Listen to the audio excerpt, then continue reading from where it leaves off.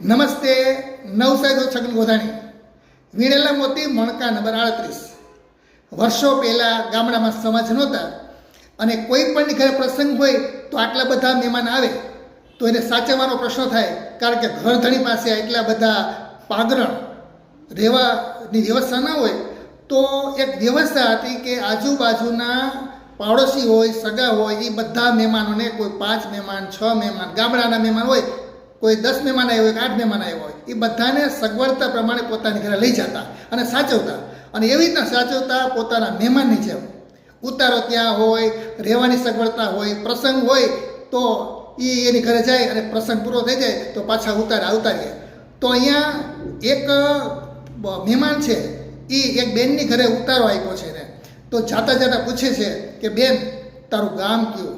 બેન, તારા માવતરની અટક શું? આવું શા માટે પૂછે છે?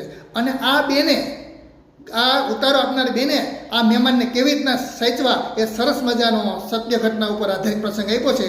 રાહ જોશો. મણકા નંબર 38. આભાર.